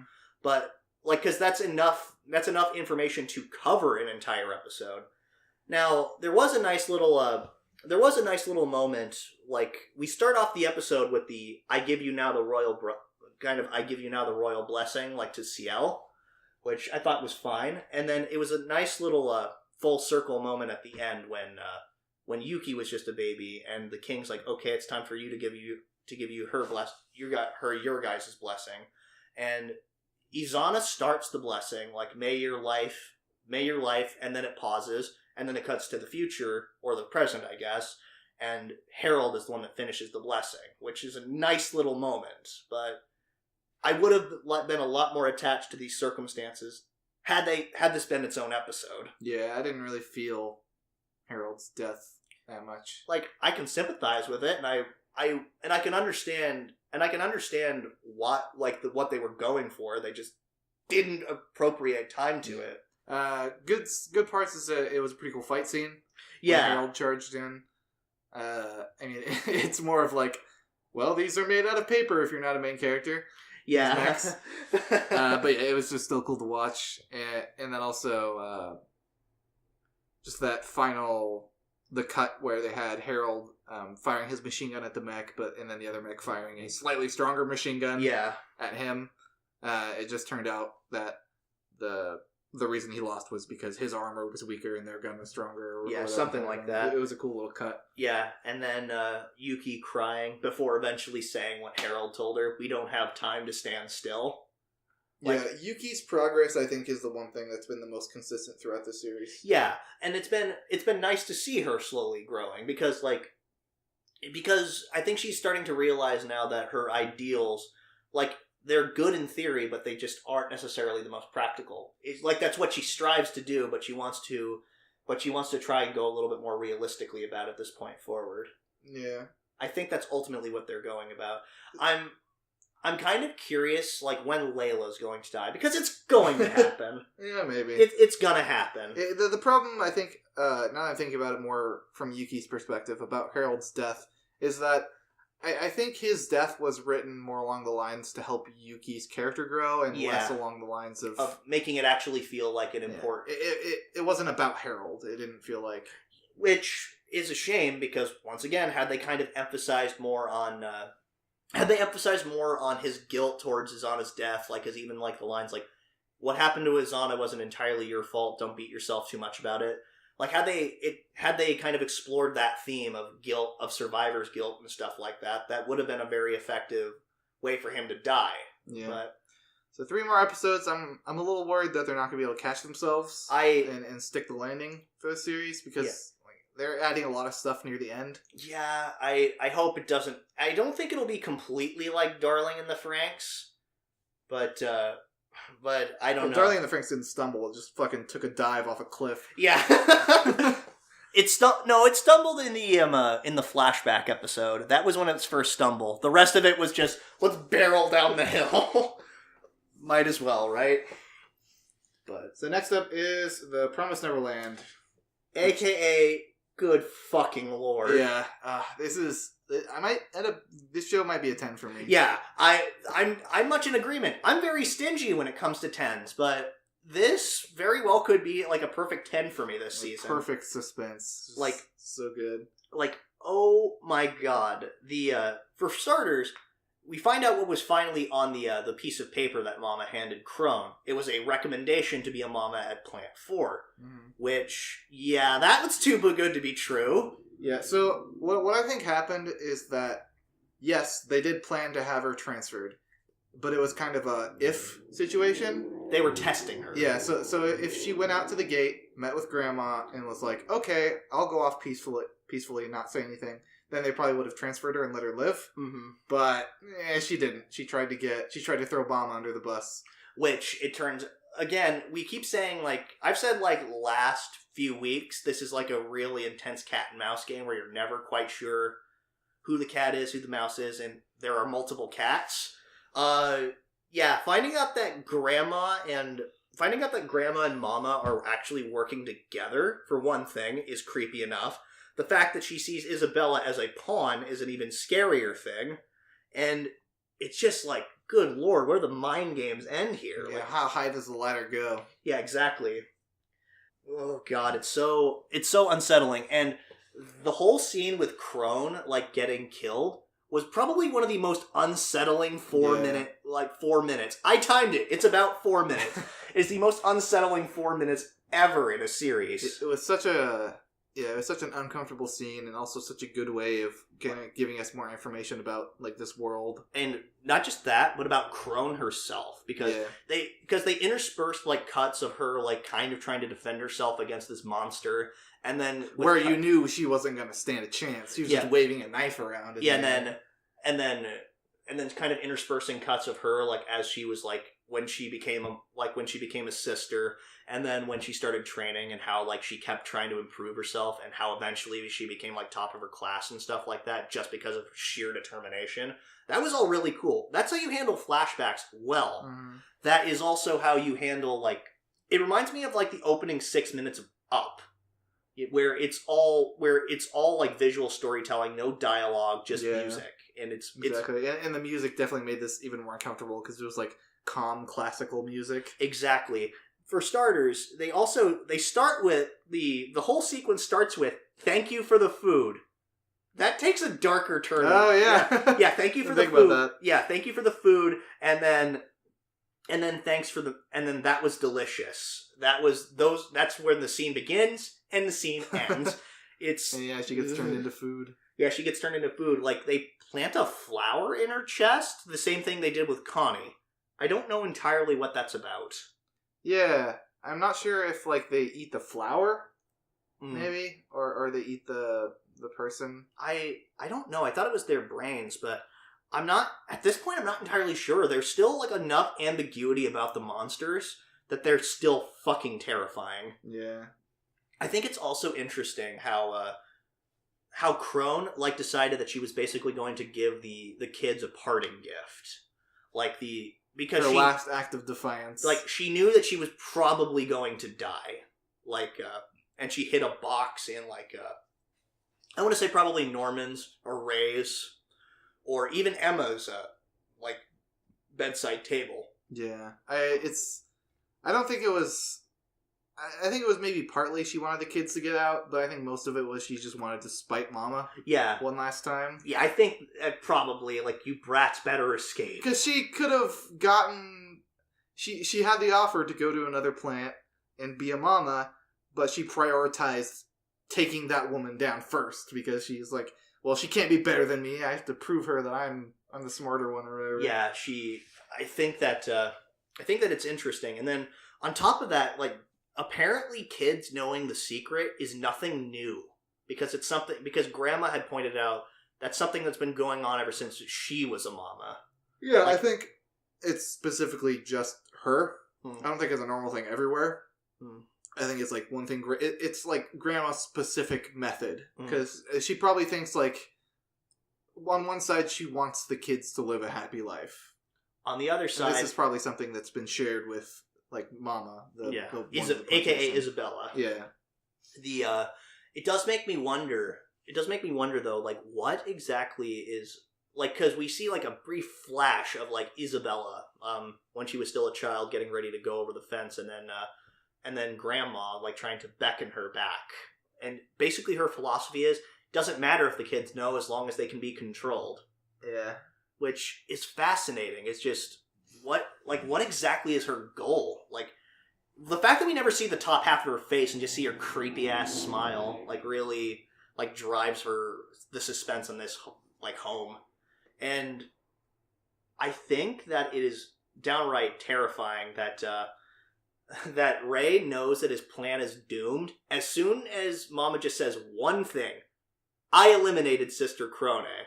At that point, Ray's just like, oh shit. Yeah. That like he basically realizes the plan is fucked at that point. Yeah, we got a lot of masks taken off in this episode. Yeah. It was really fascinating seeing Mama's true this is the first face. Yeah, this is the first time I've lived with you children for 10 years, and this is the first time I'm talking to you without the acting. Yeah, I don't think that any of that was a lie, what she said when she was like, I just want you kids, I really do love all you kids, I just want you to grow up and have a happy life. Like, isn't that nice? Yeah. You'll never have to worry about hunger or fear or anything. Yeah, like, just, I want you to live your happiest life. And basically, she wants them to live a happy lie, pretty much. It's pretty much just like a farmer with livestock. Yeah, or exactly. at least a farmer that wants the cows to have a happy life. Exactly. And then, I think that it's really unsettling when Mama says the 5 of you can live happy, because like you see like their face kind of go shocked for a second because it's like, wait, did you say 5? Yeah, she knew all along that Dawn and Gilda were in on exactly, it. yeah. And then they kind of look at each other shocked, and then they just go solemn and sad, like they realize it's like, shit, like we really didn't have a chance, did we? But then Emma still tries to be defiant in one of the most uncomfortable moments. And the other moment being the Sister Krone bit, this was, oh god, it was unpleasant. Just, you hear that bone snap crunching noise, yeah. She and breaks Emma's leg. The delay, like between Emma like being like kind of realizing what had happened and her actually screaming in pain was also really realistic. Because I've broken bones before, like, and at first you don't realize that your arms are broken. Like, I just realized, and then it kind of takes a second for that pain to finally register the whole thing, and it's just like a quick delay. Like, yeah, and so that delay, like in her screaming, was visceral. So props to the voice actor for one thing, because it was realistic sounding, but then also just the delay, like, props to the director for actually not having her instantly scream in pain. It just added way more to the to that scene. And there's so much weight behind having her leg broken for everyone, because Norman, his main goal is to make Emma happy and help Emma escape. And like as soon as he saw that she had her leg broken, he stopped. He immediately stopped and realized that, well, there's no point in trying to go do this now. Yeah. Because now it's going to be almost impossible to get her out of here because her leg's broken now. Yeah, and then on top of that, like, Dawn, Gilda, and Ray see that her leg is also broken, and they realize that, yeah, they're fucked. All 5 of them are fucked. And then also, Mama says something very interesting. She basically says, you're a special meal that only a special one can eat. So there's somebody, like, up at the top who is only allowed to eat the top 3 scorers, the best pieces of livestock she's ever raised, pretty much. Yeah. So it makes me wonder who that special... And the fact they capitalized 1 in the subtitles makes me think, okay, that's important. And then Norman, was he shipped out like the next day? Is that supposed to happen? Yeah, your shipment date has been set. And then there's a little bit more like it's been a popular kind of meme that that Phil might be one of the most intelligent people in the freaking series, like, despite being such a young kid, because when all the kids are looking at Emma and realizing that her leg is broken or something, kind of wondering what happened, Phil's kind of looking around, like he's noticing something that the other kids aren't, and that we, the audience, are not. So I'm kind of curious what that was all about. Phil is the trump card. Yeah, maybe. Who knows? He's gonna be the one that saves the day. Yeah, the mind games in the show just keep getting better and better. Like, I will not hesitate to watch another season of this show when they produce it, because I'm pretty sure the manga is in its final arc at this point, so the series will be concluding soon. I'm fascinated to see where this goes. Based on how popular the show is, I would not be surprised at all if it gets another season. Yeah, Cloverworks, holy shit, you've outdone yourselves here. Next up, the Quintessential Quintuplets, aka Jesus, Raiha, fix your fucking hair. I cannot stand Raiha's hair. Oh yeah, it how? It looks like a chicken feather or something. Yeah, like what the fuck is that? How much product does she use to make it not go down? It's like that scene from Something About Mary. You ever seen that? Stop bringing up movies I don't fucking seen. Damn it! Really? You've never seen that? No, I haven't. Okay, you need to watch that movie. But anyway, if you guys have seen Something About Mary, you know which scene I'm talking about. Anywho, this is an episode. It's like I'm thinking to myself, okay, of course we're dealing with that trope now. The main boy knows a girl from his past, but he doesn't know who that girl is, so it's a childhood promise. How many times have we seen that in Harem? I can think of at least 2. I'm sure there's more. It's so annoying how in the end he's like, oh boy, I hope I meet this girl again. I'm just like, how is it not fucking obvious? Yeah. Like, alright. I can understand, the girl's not necessarily recognizing him because, he looks very different than he did before. Mm-hmm. Because it's revealed that, he was kind of a delinquent when he was younger. Yeah, I loved Nino's bit at the end. He's like, wow, he's super hot. Yeah, exactly. He's like, he is 10. Yeah. And you are now a pedophile for thinking that. She's probably imagining him as he's gotten older, because she's... Officer. Officer. I have all these pictures, but I'm thinking about them if they were older. Okay. It's the... But at the same time, I'm worried that they're using this trope again, but at the same time, the series has done a pretty good job of being familiar with the tropes of harem series, and figuring out how to cleverly subvert them in some way. Yeah, I mean, it's kind of silly. I'm not really upset about it. Yeah, I'm not upset about it either. I'm curious. In fact, I'm actually kind of intrigued. I just kind of went, okay, we're doing this now. But the most important part of the episode is choo-choo pulling into Station 4, and we're sticking around. Freaking the whole Yotsuba bit. Yotsuba trying lying. Yeah. He has a disease. He's been stricken with a grave illness where if he moves, he'll die.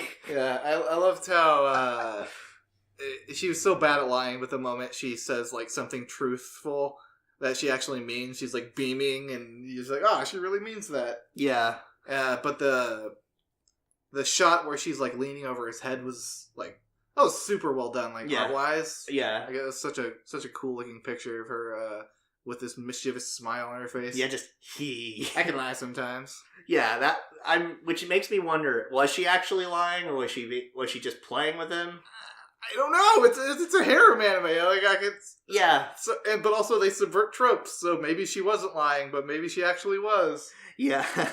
Also, I want to point out that the little girl in the picture, has the same hair parting thing as Miku. Mm.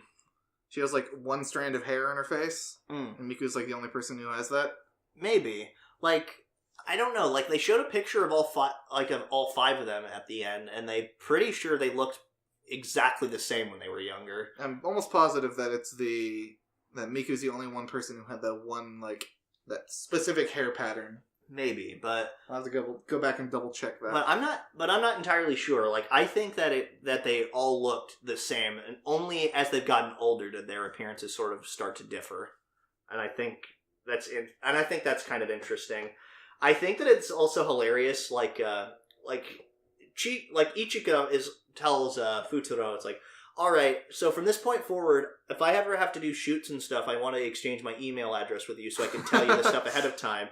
Now, Ichika once again playing kind of wingman-y, like you better be absolutely sure that you get the email addresses of the other girls, or I'm going to spread this picture of you sleeping. I was sleeping on her lap. Yeah, exactly. Like, and just her like mischievous little bye.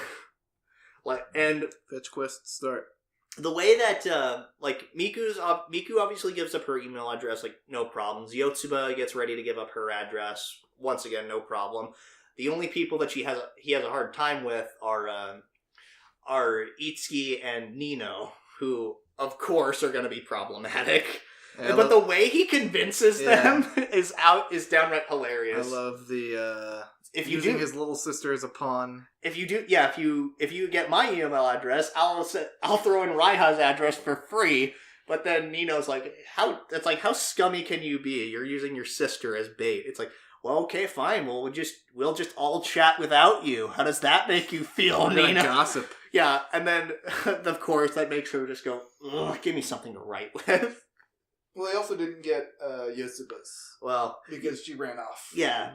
It's kind of a nice little scene. Yeah, I think it's actually kind of hilarious that that Yotsuba's little either her white lie or just kind of playing with him, like, kind of makes the and him like being like distrustful of her the whole episode was actually kind of hilarious and a pretty smart way to handle a joke, because like the whole time he's doubting like her intentions because of what she had done to him. It's like the fucking Ojo-sama laugh. Yeah, I can't trust I just can't trust anyone anymore.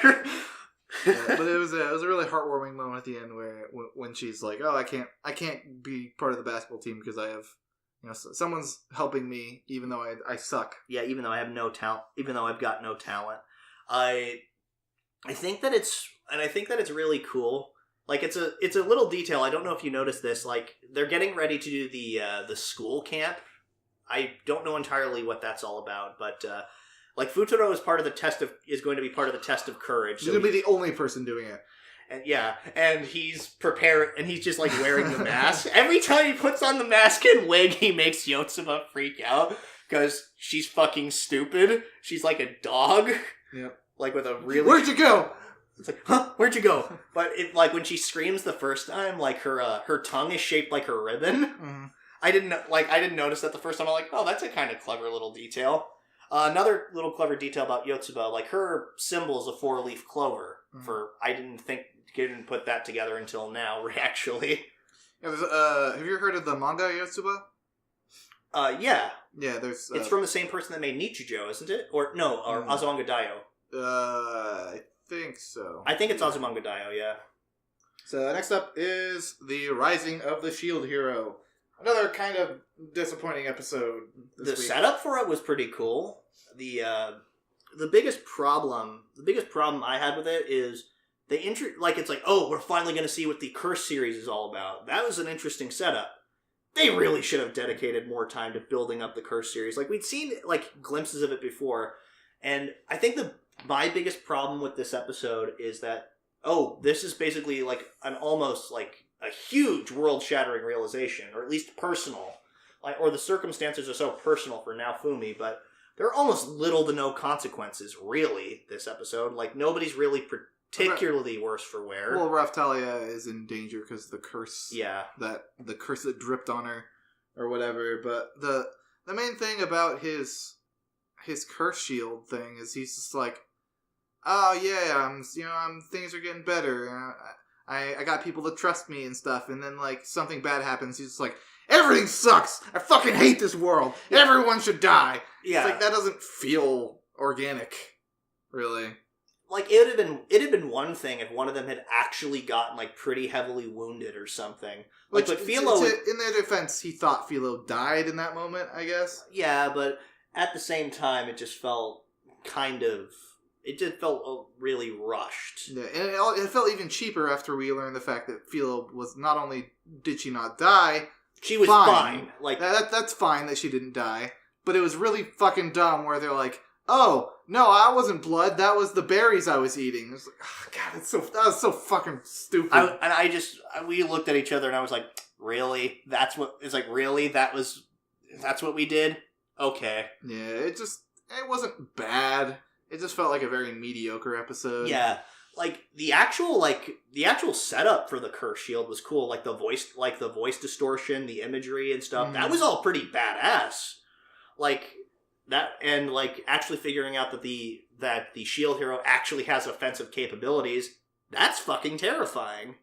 Yeah, I liked how it just pretty much like overwrote every single like ability he had, and it was just like everything is cursed now. Exactly. But there was like that flashback of like, remember all these good times we've had with Philo, and I love her so much, and I should definitely be having a flashback right now. Yeah, it feels like we should be having a moment, and they even point out in the episode, it's like, I've made so many memories with this carriage. It's like, yeah, in your 1 month that you've been alive. I liked that line. Yeah, it's like I've made a lifetime of memories with this carriage. It's like, yeah, it's pretty funny. But they just kind of point out that it's like they've really only known each other for a month. Like, and sure, he raised her, but still, it's been a month. I could see it more along the lines of if Naofumi got hurt, of Philo getting upset, because he's been there for her entire life.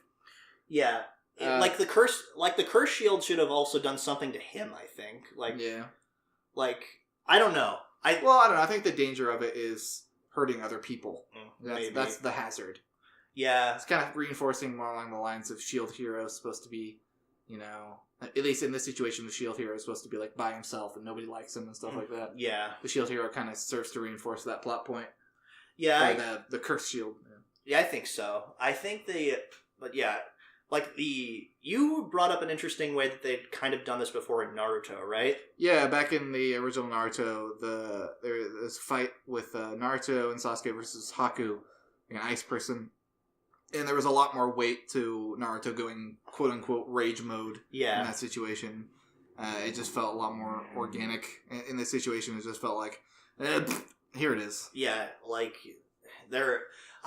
was just kind of clumsily handled. Yeah, like sure we saw it before in the arena when, I liked that situation a lot more when it kind of started to show up for the first time. Yeah, like the curse series has now been unlocked. Yeah, that was cool. It's just this one in particular didn't feel good. That being said, though, I'm definitely willing to give this show the benefit of the doubt that this was just a small stumble. Yeah. Because I've absolutely loved everything else so far about this series. Yeah. I think that just the biggest problem I have with this episode, like I said before, is just that it has kind of very minimal consequences. Like, it doesn't really feel like nothing particular. Well, the consequences might be pretty big. Maybe. We don't really know how much. In the short term, it's just like, oh, everything's fine. Like, Philo's not hurt. Raphtalia is hurt, but I'm pretty sure that he's going to be able to heal it no problem because we've already established a couple things. One, the holy water is used to purify the curse in her body. Now, Fumi has the ability to enhance potions and shit of that nature, so I'm pretty sure that's going to eventually just become a moot point. I don't know. I think it's a race against time at the moment. It's probably going to become more of a immediate danger next episode. Yeah. I don't know. I hope that this is just a stumble, but for now, it was a little bit of a disappointing reveal for a plot point that I was kind of expecting. They're continuing kind of along the trend of Shield Hero having to clean up everybody else's mess. Yeah. Because first he had to clean up the Spear Hero's mess, and now the Sword Hero made a mess. Which, in his defense, I don't think I wouldn't have guessed that would have happened. Yeah. I would have guessed after he killed the dragon, it was done. That was all I had to do. The dragon was dead. Yeah, I mean, now Fumi had pointed out, it's like, well, he gave him the benefit of the doubt. It's like, well, he's probably convinced this is more like a game, so had never really given it much thought. Interesting to note that the zombie dragon, was level ? Like, and that's why at first, and now Fumi hesitated, is like, no, we gotta get out of here. This thing is dangerous. Mm-hmm. So last up, Run with the Wind. So we actually go through a few people's sections this episode. Yeah. And none of it feels cheap. Yeah, I thought I kind of expected the race to go by a little faster. I'm not upset at all that it's not going by.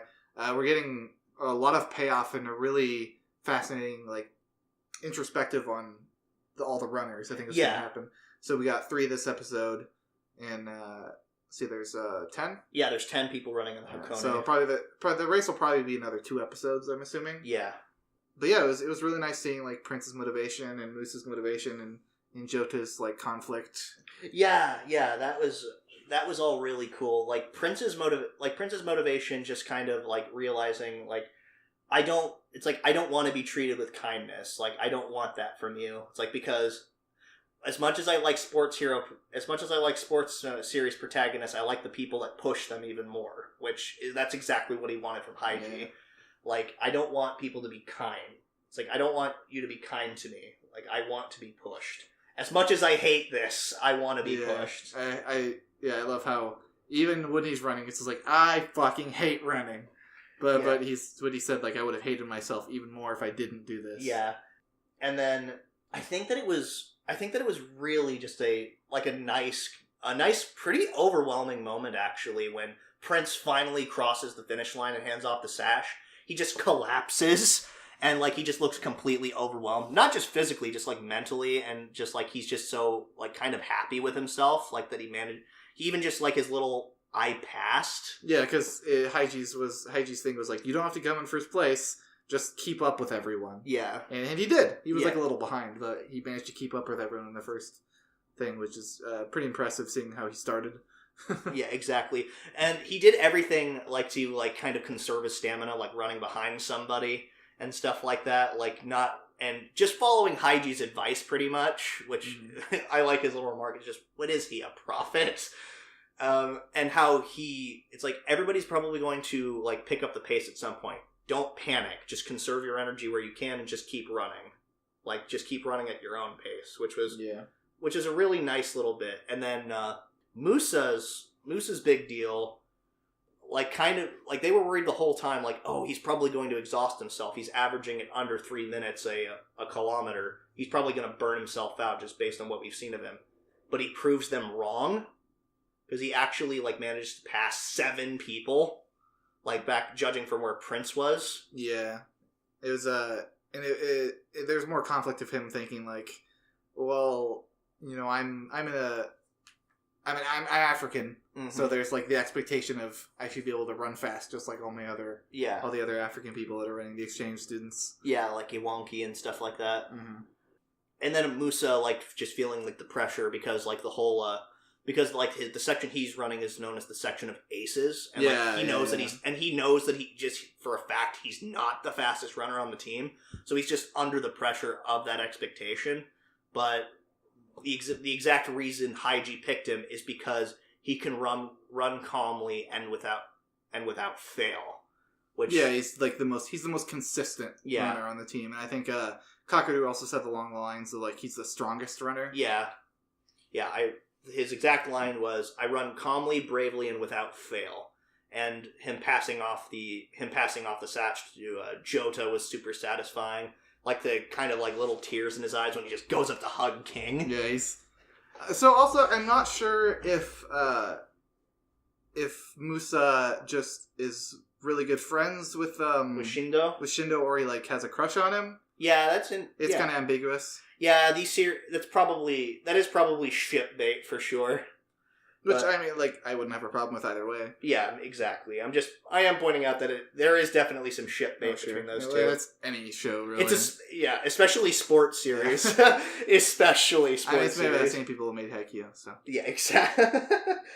And I think that Jota's actually was a really nice moment, too, because, like... Yeah, it was a really good perspective as a watcher this whole series, because like we've been like, oh, they're like the same person, throughout the entire series. But Jota knows, like deep down, they're not the same person. Like he's been the one that's been paying most attention to his younger brother. Yeah. Like he's acknowledged that ever since they were young, they played together, they ate together, they intentionally threw people off. Yeah, they did everything together, so people were just eventually convinced they were pretty much the same person. But deep down, as the older brother, Jota knew that they were different people, and eventually they'd have to go and part ways. Like, and that was actually a really interesting moment, just like the whole, or really kind of bittersweet moment when he's like, it's time for me to release that precious part of my soul. Like, yeah, because they're, when you're together with like the same person like your entire life, it probably feels pretty hard to actually let go of that. I don't think Joto is going to come back to run next year. No, he's pretty much confirmed as much. He's just, he looks at Joe, because he realizes that with Joji actually has a talent for it and actually wants to improve and actually wants to get better. He has aspirations kind of more outside of the sort of shallow aspirations that Joji had. Yeah, it was, I'm really excited for the next few episodes, just seeing the introspectives of the different runners and what running ultimately means to them. And Shindo's super sick. Oh God, I think the title of the next episode was like "Run Till I Break." Even if I break, yeah.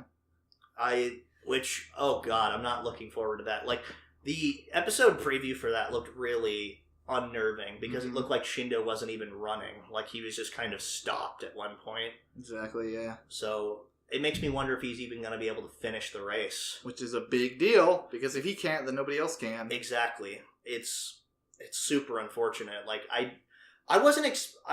like I said before, I wasn't expecting Shindo to get sick. Yeah. Like, expecting Haiji's leg to be the thing. Yeah.